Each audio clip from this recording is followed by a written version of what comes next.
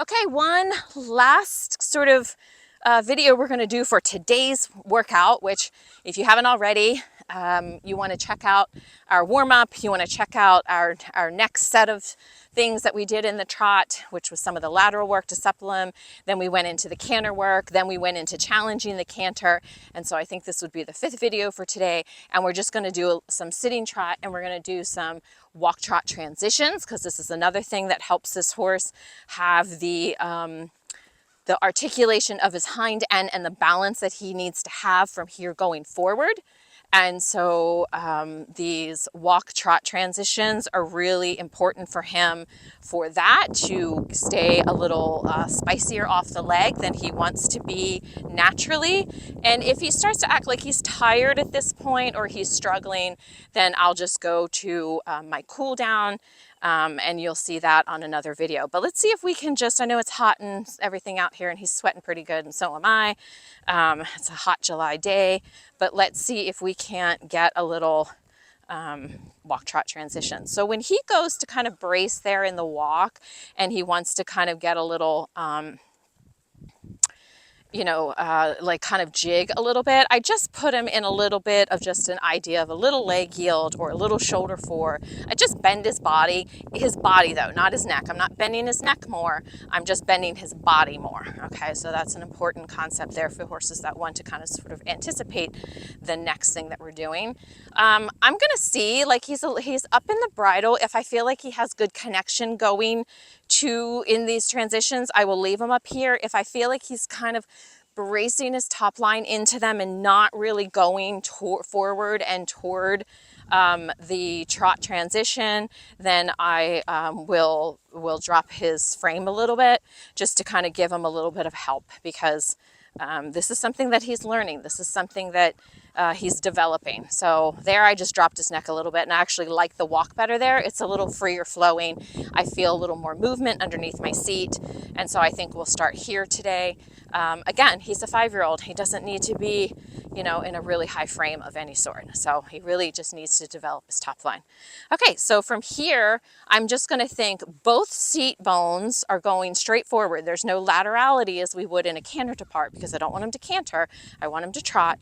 He's going to go straight toward both reins. So it's both seat bones, both hind legs go to both seat bones go to both reins. Very even in that. And both legs are going to squeeze him up into the trot. And I'm almost going to think a little bit of trot with my seat, because my seat's in walk seat, right?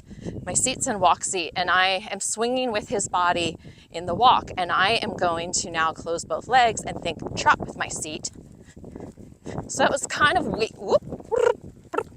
That was kind of weak. That was a very weak transition. Didn't like it at all. So half hot with my core, bring him back down to the walk, and we'll just do that again. I want him to stretch back out, but I don't want him pulling down, right? There's better. And now it's just going to be both seat bones, both legs. Better, because he went immediately into that swing your trot from the get-go. And I'm going to ask then, all I'm doing to bring him back is like closing my thighs a little bit and bearing down with my core. Very Mary Wanless style in that downward transition, because it halts the swing of my pelvis. So my pelvis has to swing quite a bit with his trot. And so I'm actually, by bearing down, I actually shorten that swing a little bit to change the dynamics of what my seat is doing on his back. Okay, so we're going to try this one more time, and then we'll go the other direction. He's a little too up there. I don't want him bearing down, but I don't need him up. I need him walking forward. So let's get the walk a little bit better. No. Good. Walking forward in the trot. Yeah, that's better. From there, now I can sit up, close both legs, seat bones, off into the trot. And that was even better than the last one, as far as him just going forward. This is a little bouncy. There we go. That's his trot. That forward, longer stride. That's the trot that he needs to be comfortable in all the time, and then close my core down and back to the walk. All right, so we'll do that in the other direction. So I hope you can see there the difference in what sort of like crappy transition is, a mediocre transition is, than what a good transition is, but you know, a little bit of his crappy trot versus his full-on trot. And again, I want that forwardness. If a horse is off balance, you don't want to run them off their legs, but you do need to have the activity behind, because the activity behind is what you're going to be able to channel into better balance in the future. So you can't have them just running around on the forehand and expect to ever bring that back and up and have a more animated trot that's in better balance and very uphill. But you can't have a pokey sort of trot either, because you're never going to have the energy to collect that. And like they say, you know, your passage is like a medium trot, but it's just got a lot of collection to it and a lot of amplitude to it, right? That's what makes it passage. And so you've got it to have that higher level of self-carriage eventually way down the road. You've got to have the motor working. You've got to have this hind end stepping up underneath. And so that's why these transitions are really important. And then for him to be able to push off into that trot in that bigger, more swingy trot from the get-go, that's what's going to give us the ability to balance him in the future. If I don't have that, I'm not going to be able to teach him how to have that push and lift his withers and give himself more balance. Like the push has to come first. That's why everybody says you got to ride the hind end first. You got to have them moving toward the bit. You know, it's not a matter of cramming him together to get his self-carriage. It's got to be the self-carriage because the hind legs are pushing and carrying. That's the ticket there. So, okay, so in prep for this side, because we know that he has a little harder time with bending to the left. So I'm really making sure I have the rib cage here, and that's done mostly with my seat. And then same thing, this is a really nice sort of walk. It's moving forward. He has a nice contact to the bit. I'm gonna just reestablish that left bend a little bit, good. And then both legs, both seat bones. So, okay, not great, but fine for the first one.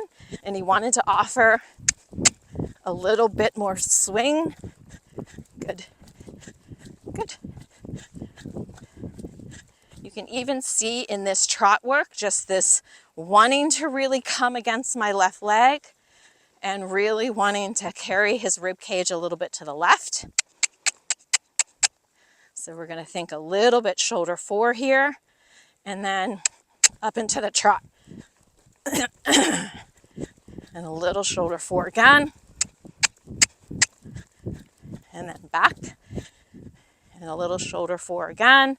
Good, so this is a lot more management on this side to kind of have his body in the correct alignment, because I want to have shoulder 4, but I don't want to have his haunches swinging out because he won't be then loading the right hind, which we know is an issue for him. We know that from the canter.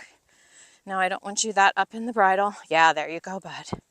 Yeah, good. So I'm going to ask for a little shoulder 4, but I'm really going to make sure that that right hind keeps my right leg keeps the right hind coming up. And we're going to go, yeah, good boy. That was much better. So that's the ticket. I got to really manage that right hind there. Good boy. And walk. And leg yield, leg yield, leg yield, right hind. Good. So that's kind of what I have to think. I have to think off the left seat bone, off the left leg. Bend your left rib cage, but don't forget that right hind has to step underneath of you. So that's sort of what I was thinking there, which got the better transition, the little bit swingier trot. He needed to dip down a little bit in the front. I don't care about that right now. That's a strength issue. And this is where really distinguishes, training, is knowing what is a strength issue, what is knowing something that's going downhill and going in the wrong direction. And having the cognizance of all those things and working on figuring them out. And some of these things like these trot transitions, you know, being very particular about them, it's going to be really good for the education of his body without it really being that hard or strenuous on him, right? So this is just everyday training that he comes out and he has to, you know, challenge himself a little bit, but it's not creating any tension. It's not creating any fuss. I'm not having to get after him or anything. It's just slow and methodical training. On that note, one of the things that really helps this horse with that even push off behind is hill work. Now, not every horse will that be the case, but with this horse, I know that that is something that really helps them. And that's why we do a lot of that on our quieter, slower days. We'll go out and we'll walk hills, maybe trot hills. Half the time I'm like this because he's really nice and quiet to hack out. So I'm not even messing with his head. I'm letting the terrain and him learn how to balance himself on the terrain. Okay, so we can talk about that in another video in more depth. That's it for today, guys. Thanks.